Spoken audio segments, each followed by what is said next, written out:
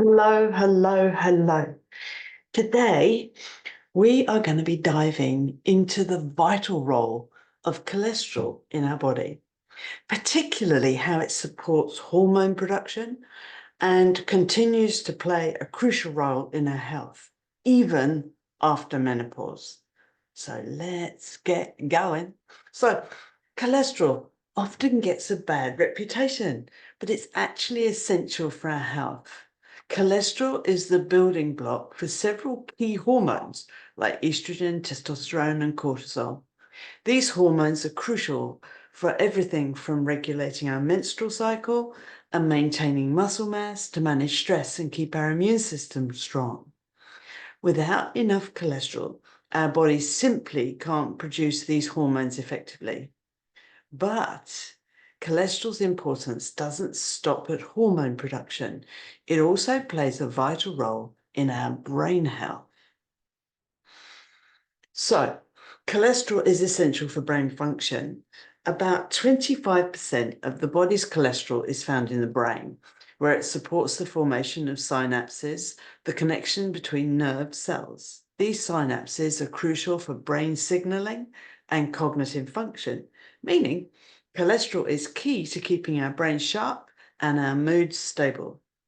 Low cholesterol levels can lead to memory problems, cognitive decline, and even mood disorders like depression. Now, makes you wonder, doesn't it, why we've been encouraged to reduce our cholesterol? I'll just leave that with you to think on. Now, let's talk about why the standard cholesterol blood tests you might be familiar with are not the most reliable indicators for your health. Cholesterol blood tests often don't give us the full picture. These tests typically measure the levels of LDL and HDL, but they don't tell us how well our cholesterol is being used in the body. LDL is often labeled as bad cholesterol, but it is actually essential for delivering cholesterol to where it's needed. And like we've said, your brain and your hormone producing glands. The focus on lowering LDL cholesterol can lead to hormone imbalances, cognitive issues, and other health problems. In actual fact, it diminishes our ability to cope with stress. So, what happens if we don't have enough cholesterol in our bodies? So, these tests, why? What are they for? These tests typically measure the levels of LDL and HDL, but they don't tell us how what the levels of LDLs are. So if we look at LDLs, there's four types. So the four types of LDLs are, one's a really, really good type, and the other is really bad. One at the end of the spectrum is really bad. So and then we've got two in the middle, which are a bit in between. So how do you know whether you've got lots of the really, really good LDL or lots of the really, really bad LDL by these tests? And there are tests that you can do if you ask your doctor, but I don't know how easy they are to come by. And I do know that they are very expensive. So these tests do not give us the full picture. So without enough cholesterol, your body can't produce enough estrogen, testosterone, or cortisol, leading to hormonal imbalances and related issues like fatigue, low libido, irregular menstrual cycles, menopause symptoms. Your brain, like we've said, can suffer too with low cholesterol, leading to cognitive decline and increased risk of neurodegenerative diseases. Low cholesterol also weakens the immune system and can lead to deficiencies in fat-soluble vitamins like A, D, E, and K. Now, let's shift our focus a little bit to why estrogen remains crucial even after menopause. So, estrogen is vital for women, especially after menopause. And, for example, bone health. Estrogen helps maintain bone density by regulating the cells that break down the bone tissue. After menopause, lower estrogen levels can lead to osteoporosis. Now, with our heart health, estrogen protects cardiovascular health by maintaining flexibility of blood vessels and reducing inflammation. Of course, cognitive function, estrogen supports memory health, enhancing memory and mood by protecting the neurons and promoting neuroplasticity. Now, we have to look at this, don't we? Because if we look at cholesterol, if we don't have enough cholesterol, we're not only not having the messengers going to your brain, but you're also not creating enough estrogen. So it's a double whammy. And then we come to vaginal health. And I'm going to go into vaginal health in quite a lot of detail here because it does actually, we don't talk about this much, do we? We really don't. So estrogen maintains the health of vaginal and urinary tissues.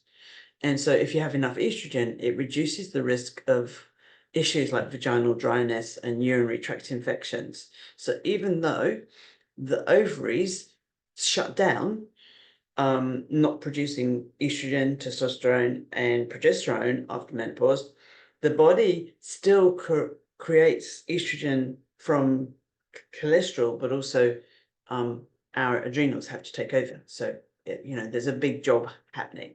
So if you ensure the adequate cholesterol levels in your body, you will allow your body to continue supporting these crucial functions. We'll come back to estrogen and menopause in a minute, but first, testosterone. Testosterone, we often think of being a male hormone, but in men, it controls the development changes in males, such as deep voice, facial and pubic hair, and growth in muscle and bone strength. But there is a real importance for women. So testosterone is vital, even though we have it in smaller amounts. It helps with maintaining muscle mass and strength. And testosterone helps preserve the strength and the muscle mass, which is important for overall physical health and mobility and metabolism. It supports protein synthesis, which is vital, again, for muscle repair and growth. So the benefits of having adequate testosterone, of course, is helping you prevent muscle loss, which is called sarcopenia as women age, and contributing to better physical function and higher metabolic rate. And what that means, of course, we've talked about this before, is if we have a better metabolic rate, we're less likely to put on weight, we're likely to have more vitality, and we just feel better in our own skin. So testosterone has a huge part to play in that. So, as I said, this helps in many, many respects. And so if we look at bone density, if we promote the production of bone tissue and reducing the rate of bone reabsorption, the process by which the bone is broken down, it works in tandem with estrogen to maintain strong and healthy bones. So we have to have that balance. And it's when the balance goes out of kilter that everything starts going AWOL. So testosterone, along with vitamin D and estrogen, helps reduce the risk of osteoporosis and fractures.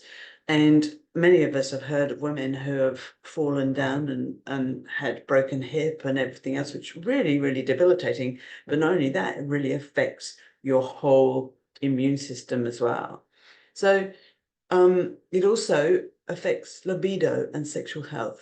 So testosterone plays a significant role in libido and sexual arousal, and it is involved in the regulation of desire, sexual satisfaction, and overall sexual function. Healthy testosterone levels can enhance libido, improve sexual satisfaction, and support a healthy sexual response. Of course, with that, it helps with mood and cognitive function. They work hand in hand together. So if you have enough testosterone, it positively impacts your mood, your energy levels, and cognitive function. As you can see, this is quite a balancing act, where if you have enough testosterone, your neurotransmitters in the brain, such as dopamine, are elevated, and so which is associated with the feelings of well-being and motivation. And adequate testosterone levels help reduce the risk of depression, improve focus, and increase overall energy and vitality. So if we look at these things, they all work hand in hand. And these things are so vital for our health and well-being and our vitality. So testosterone in women is produced via the ovaries before menopause. And as I've said before, the ovaries are our primary source of not only testosterone, but progesterone and estrogen. And so what happens in menopausal women, the major component goes over to the adrenals. And so the adrenal glands, for those of you who don't know, are located just above the kidneys, and they also produce testosterone. So very, very small amounts. The adrenals, even prior to menopause, create a very tiny amount of testosterone throughout our life. Now, they also produce other androgens such as DHA, which is dihydropynitrostate. Where I can never pronounce these words, so DHA is much easier, which can be converted into testosterone. So our fat cells contribute to our testosterone levels too, and we're talking about our brown fat cells. We're not talking about our white, unhealthy, unwanted fat cells. It's our brown fat cells contribute to testosterone levels by converting androgens like DHEA into testosterone. And it's particularly important as we mature. I'm not going to say the A word. After menopause, the adrenal take over. And so because the ovaries close down basically, and the adrenal glands become the primary source of androgens and include the DHEA and again get converted. So also, the peripheral tissues like the fat cells and other peripheral tissues are increasingly important to produce testosterone after menopause.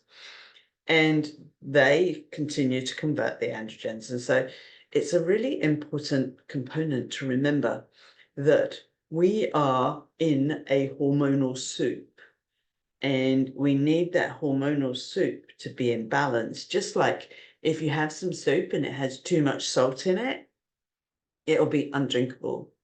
And so consequently, we need that fine balance of everything to really function at optimum. And our bodies are so clever at that. So what do we need to support, again, the production of testosterone? And so we need healthy fats. And because cholesterol is derived from healthy fats and is a precursor to all steroid hormones, including testosterone. And sources include fatty fish, salmon, mackerel, eggs, and if you're into it, avocados and other animal fats like lard and tallow. We also need zinc. And as you've heard me talk about before, minerals, minerals, minerals, fat, fat, fat, protein, protein, protein. They're vital. But zinc is crucial for testosterone production. It also supports the activity of enzymes that are involved in all hormone production, and also can help protect testosterone from converting it into estrogen, which can be quite a problem. So for some women, for example, testosterone gets converted into estrogen, and we have, again, another imbalance. And so for zinc, the sources are red meat, shellfish, especially oysters, and other meats. So we also need vitamin D. So vitamin D is a hormone in the body and is involved in the production of testosterone.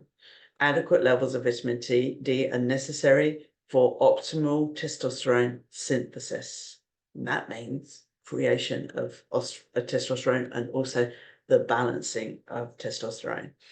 And the sources of vitamin D, you know this, I'm sure, but I'm going to remind you, sunlight exposure. And I would say is if you expose areas of your skin to sunlight, like your arms, your legs and everything, don't have a shower with soap afterwards, because that actually interferes with our absorption levels of vitamin D. You can still have a shower with water, just use the soap for underarms and private parts, and that way you're going to absorb far more vitamin D. It is the easiest way for our body to absorb vitamin D, also fatty fish, egg yolks, and vitamin D supplements if necessary. But I would have a proviso with that, is make sure it's not soy based, because most of the vitamin D supplements you will get will have soy as a main ingredient. They won't put it necessarily on the label. They'll call it vitamin D. But the one I really like and I recommend to my clients is fermented cod liver oil. A really great way of getting vitamin D easy into your body. And there's one with fermented butter that has high levels, balanced levels of vitamin K and vitamin D. So it's definitely worth investing in there. So also magnesium. And as you know, I talk a lot about magnesium, but magnesium supports testosterone production by regulating the activity of enzymes involved in hormone synthesis. It also helps maintain levels of testosterone by preventing it, again, from binding to sex hormone binding globulin, which basically means it's not going to be converted into estrogen again. So the sources of magnesium are from meat and other sources of, but remembering, if you're low in magnesium, it is unlikely you're going to absorb magnesium from a supplement. So I always recommend transdermal on the skin. And that means magnesium chloride, not magnesium sulfate, as in Epsom salts. Also, protein has a big role. Adequate protein intake is important for overall hormone balance, including testosterone production. Protein provides the necessary amino acids for hormone synthesis, and you'll know the sources: meat, eggs, poultry, and fish. Adequate sleep also and stress management is really crucial for maintaining healthy testosterone levels. And chronic stress can lead to elevated cortisol levels, which can suppress testosterone production. Adequate sleep supports hormone regulation and overall well-being. So you could use any technique that really resonates with you. If you like meditation, do meditation. If you like walking in nature, walk in nature. Just make sure you have adequate sleep, because it's really important. As a reminder, testosterone is not just a male hormone. It is as crucial for women's health as it is for males. And from maintaining muscle mass and bone density, supporting libido, mood, and cognitive function, testosterone plays a vital role in a woman's life. So if you understand how it's produced and what nutrients and lifestyle factors support it, its production can empower you to achieve the best health you possibly can. So let's move on now.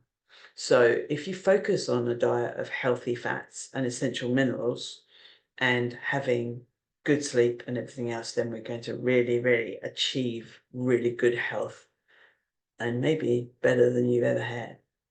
So I'm going to come back to vaginal health now. So it is possible to improve vaginal health through diet and lifestyle changes, even in the 50s, 60s, and beyond. So if you have any cervical problems, if you have any vaginal problems, vaginal atrophy, and all those sorts of things, you really can make a difference with diet. And so while the natural process as we mature and we go through these different changes, it leads to changes in hormone levels that can affect your vaginal health. And the lifestyle changes we've been talking about really can affect and rebuild healthy vaginal tissue. And this is what we're going to come to. So incorporating healthy fats. And healthy fats, especially those rich in omega-3 fatty acids, are crucial for hormonal production, and they support the production of estrogen and other hormones that are vital for maintaining the health of vaginal tissues. Sources include fatty fish like salmon and mackerel, tallow, beef fat, butter, and duck fat, and also the other fats I've talked about. Okay, we need to boost our collagen levels. And why it matters is collagen is a key protein that helps maintain and the integrity and elasticity of the skin and tissues, including those of the vaginal area. Adequate hydration is also essential for maintaining moisture in these tissues. And so the sources for collagen, as you already know, are bone broth, gelatin, and if you have to, collagen supplements, although many of you who know me know that I'm not a big fan. Also, making sure that you have plenty of water and herbal teas to make sure that you're hydrated well. Because if you don't, then you're not going to absorb and utilize all the other things I'm going to talk about. So to absorb and utilize collagen effectively, the body requires a range of synergistic nutrients to support collagen synthesis, maintenance, and repair. And so here's a list of the key nutrients involved in the process. Now, vitamin C. Now, if you ingest sugar, which I hope you don't if you're on my group, you will need to supplement. And the reason is if you don't have, if you have too much sugars of all kinds, and that includes carbohydrates and fructose, it actually takes up the messenger pathways that vitamin C in small amounts, if you're on a carnivore diet or a low carbohydrate diet, you'll only need a tiny amount of vitamin C, because then that will come from your food. It's only when you have high levels of sugar that you need to supplement vitamin C. So proline, an amino acid that's a major building block of collagen. And so proline helps maintain the structure of collagen and provides the flexibility needed for healthy skin and connective tissue. So the sources are egg whites, meat, and cheese. Glycine, another key amino acid in collagen. Glycine helps to form the collagen triple helix structure, and it's necessary for maintaining the stability and integrity of collagen. And of course, the sources are bone broth, gelatin, poultry skin, pork skin, and connective tissue that you get in your meat. So when you're slow cooking your meat, you get all of those wonderful sinews and everything that are edible. And so you're actually slow cooking your meat is making it incredibly healthy for you. And so you're getting all of that wonderful, wonderful glycine. So glycine is a vital component. As I've said before, zinc is important, not just for enzymes and for helping with testosterone. It's important for collagen synthesis and repair. It helps activate the enzymes involved in collagen production and protects collagen from degradation. Sources: red meat, shellfish. Silica. Silica supports the integrity of collagen and is thought to play a role in collagen formation by promoting the production of enzymes necessary for the synthesis of collagen and the GAGs. And so the best sources I know are from diatomaceous earth and diatomaceous earth and some foods. So some of the meats and everything could be high in silica, but we know that diatomaceous earth is very high in silica and also absorbable. So the next one is sulfur. Sulfur is a component of certain amino acids, such as methionine, and they're essential for collagen production. It also supports the strength and flexibility of connective tissues. And the sources are eggs, meat, and also my favorite, black Himalayan salt. So you may or may not like black Himalayan salt. You either love it or you hate it. And the reason black Himalayan salt is it's full of the minerals of pink Himalayan salt, but it also contains sulfur. And when you open up a packet, it smells a bit like Rotorua for those of you who live in New Zealand, and it's actually that eggy smell of sulfur. And so you'll either love it or hate it, and it's really great with eggs and cooking. And then we come to hyaluronic acid. Well, it's not technically a nutrient. Hyaluronic acid is a substance naturally produced by the body that helps retain moisture in the skin and the joints and supporting the plumpness and flexibility of collagen-rich tissues. So consequently, we're talking about vaginal health here. It actually can plump up the vaginal tissues. And I saw an advert on Facebook the other day about how they can artificially plump up your vaginal tissues, but you don't need to if you have a good diet. So the sources are, of course, bone broth, but especially high in chicken broth. The feet are the highest source of hyaluronic acid. And so there is a really good reason to have chicken broth, because you're also getting not just hyaluronic acid, you're getting glucosamine, chondroitin, and so consequently you're going to get a huge boost of nutrition in there, and it's anti-inflammatory, which is a really good thing. So vitamin A is vital for skin health and collagen production. It stimulates the cell's response for collagen synthesis and supports skin cell turnover, which helps maintain healthy collagen levels. The sources of that: liver, fish, cod liver oil, and egg yolks. Vitamin E acts as an antioxidant, protecting collagen fibers from damage caused by, of course, free radicals. It helps maintain the integrity of skin cells and supports the healing of damaged collagen.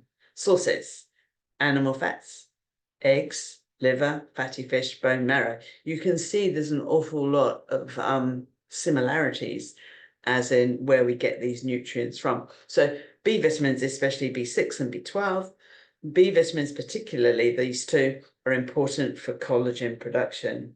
They're involved in protein metabolism and help convert homeocysteine, which can degrade collagen, into beneficial amino acids. The sources: poultry, fish, eggs, and dairy products. Omega-3 fatty acids, the role of those are these omega-3 fatty acids reduce inflammation and support the structure and function of cell membranes, which indirectly helps maintain collagen-rich tissues. Of course, sources are fatty fish, salmon, mackerel, and some meat. By ensuring that these nutrients are part of your diet, you can support your body's ability to absorb and utilize collagen effectively, promoting healthy skin, joints, and connective tissues. And of course, vaginal tissue is part of it. So, supporting your gut health. Why? It matters because a healthy gut microbiome can influence hormone balance and immune function, both of which are important for vaginal health. Probiotics can help maintain a healthy balance of bacteria in the gut and, by extension, in the vaginal area. The sources are best is fermented foods like yogurt, kefir, sauerkraut, kimchi, and I'm a big fan of the Rotari probiotic. And the reason is if you have Rotari is the first bacteria that we're exposed to when we're born. So it's actually first if the mother's healthy in the birth canal and also in breast milk. And so it's a thinking bacteria. It actually helps you proliferate good bacteria and helps you kill off bad bacteria, which is why I use it. Also, if you're on antibiotics, which I don't recommend, but if you are, then it's a really good, you can take that probiotic while you're on it to prevent any problems. So other tips for vaginal health is hydrate and moisturize topically. While it's not diet related, using natural estrogen-free moisturizer or lubricants can provide immediate relief and support tissue health. So products containing hyaluronic acid or coconut oil can be really useful.